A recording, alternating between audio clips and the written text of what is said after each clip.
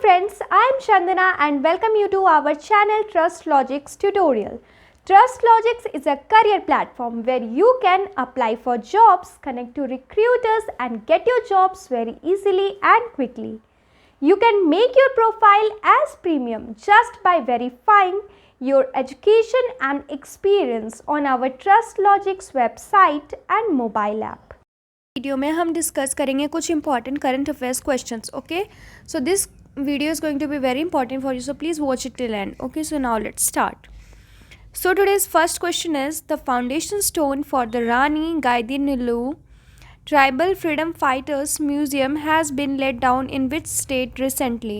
हाल ही में foundation stone lead किया गया रानी गाइदिनल्यू ट्राइबल फ्रीडम फाइटर्स म्यूजियम की तरफ से. तो ये किस स्टेट में हाल ही में किया गया है? So here are the options: Manipur, Gujarat, Telangana, Nagaland, Tripura. So here the correct answer is option number A, Manipur. Union Home Minister Amit Shah laid the foundation for Rani Gaidinlu Tribal Freedom Fighters Museum in Manipur.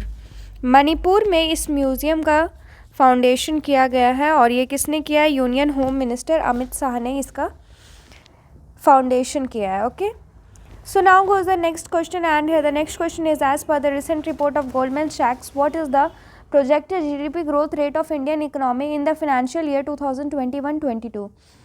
Financial year 2021-22 में Goldman सैक्स के according India की projected GDP growth कितनी है? So here are the options: 8.8%, 9.1%, 10.5%, 7.2%, 7.9%. So here the correct answer is option number B, 9.1%. Wall Street brokerage Goldman Sachs has predicted India's GDP for FY22 at 9.1% in its recent Macro Outlook 2022 report. Wall Street brokerage Goldman सैक्स ने predict किया India की GDP growth कितनी है FY22 में 9.1% है, जो कि इसके रिसेंट मैक्रो आउटलुक 2022 के रिपोर्ट में बताया गया है. So now goes the next question, and the next question is, who has been conferred with the 2021 International Emmy Awards for Best Actor? International 2021 International Emmy Awards for Best Actor का award किसे मिला है? So here are the options: David Tennant, Mark Smith, Peter Capaldi, Michael Sheen, John ट्रिटी. So here the correct answer is option number A. David Tennant has been conferred with the 2021 International Emmy Awards for Best Actor. David Tennant को मिला है 2021 का international Emmy award for best actor. So now goes the next question, and the next question is, in India November 24 is celebrated as Martyrdom Day of Guru Tegh Bahadur. He was the dash guru of Sikhs. India में नवंबर 24 को मनाया जाता है गुरु तेग बहादुर का मार्टिरडम day. तो ये six के कितने नंबर के गुरु थे? So here are the options: 2nd, 4th, 7th, 9th, 10th. So here the correct answer is option number D, 9th. Every year November 24 is celebrated as Martyrdom Day of Guru Tegh Bahadur, the 9th Guru of Sikh religion. Sikh religion के 9th गुरु हैं गुरु तेग बहादुर, जिनका day मनाया जाता है हर साल नवंबर 24 को. So now goes the next question, and the next question is, which bank has launched the online platform called TradeEmerge to offer digital banking and value-added services? वास और ट्रेड प्लेटफॉर्म किस बैंक ने launch किया है जिससे कि digital banking और value added services offer की जा रही है? So here are the options: ICICI bank, state bank of India SBI, PNB Punjab national bank, HDFC Bank and Yes Bank. So here the correct answer is option number A. Private sector lender ICICI Bank has launched an online platform called TradeEmerge for Indian exporters and importers to offer them digital banking and value-added services. Private sector lender ICICI bank ने launch किया है एक online platform जिसका नाम है TradeEmerge, जो कि Indian exporters और इम्पोर्टर्स के लिए है और ये ऑफर करता है उन्हें डिजिटल बैंकिंग और value added service. So now goes the next question, and here the next question is, Lachit Day is celebrated by which Indian state annually? Lachit day किस इंडियन स्टेट के द्वारा एनुअली सेलिब्रेट किया जाता है? सो here are the options: Tamil Nadu, Goa, Assam, Haryana, Gujarat. So here the correct answer is option number C, Lachit Divas, Lachit Day is celebrated annually in the Indian state of Assam to mark the birth anniversary of the legendary Ahom Army General Lachit Borphukan. Lachit दिवस हर साल मनाया जाता है Indian state of Assam में, जो कि birth anniversary mark करता है अहम आर्मी जनरल लचित बोरफुकान का. So now goes the next question and the next question is which country has become a part of new nuclear powered submarine defence alliance with the United Kingdom and the United State. कौन सी country है जो कि new nuclear powered submarine defence alliance United Kingdom और United States के साथ उसने समझ किया. So are the options Australia, Japan, Russia, India, China.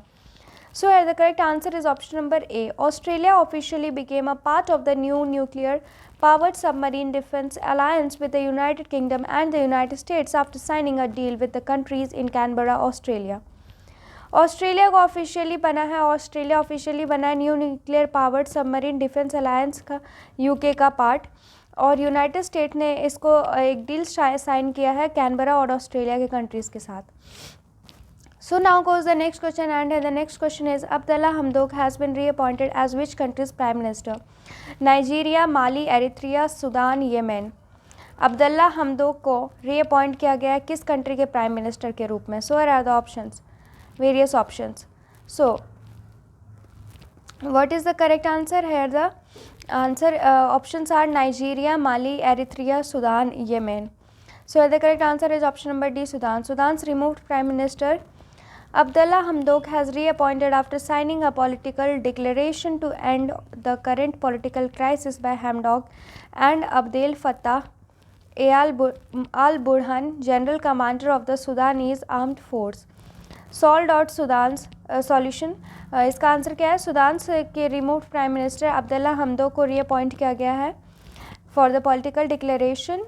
ये करंट पॉलिटिकल क्राइसिस जो कि हमदोक और अब्दुल फताह अल बुरहान की वजह से है, जनरल कमांडर जो कि सुडानीज आर्म फोर्स के, तो उसको ख़त्म करने के लिए. So now goes the next question and the next question is economic advisory council to PM has projected India's real gross domestic product GDP growth at dash in FY23. FY23 में economic advisory council ने PM को कितना बताया projected India's real gross domestic product growth? So are the option 6.5 to 6.9%, 7.0 to 7.5%, 8.9 to 9.5%, 9.8 to 10.3%, 10.0 to 11.6%. So here the correct answer is option number B, 7.0 to 7.5%. Economic Advisory Council to PM projected India's GDP growth at 7 to 7.5% in FY23. FY23 में उन्होंने क्या अनुमान लगाया कि 7.5% GDP growth हो रही होगी. So now goes the next question and the next question is which of the following has received awards at ABU UNESCO peace media awards 2021 at Kuala Lumpur in Malaysia. Kuala Lumpur Malaysia में किसे मिला UNESCO award 2021? So are the option Doordarshan, all India radio, Vividh Bharati, Prasar Bharati, both A and B.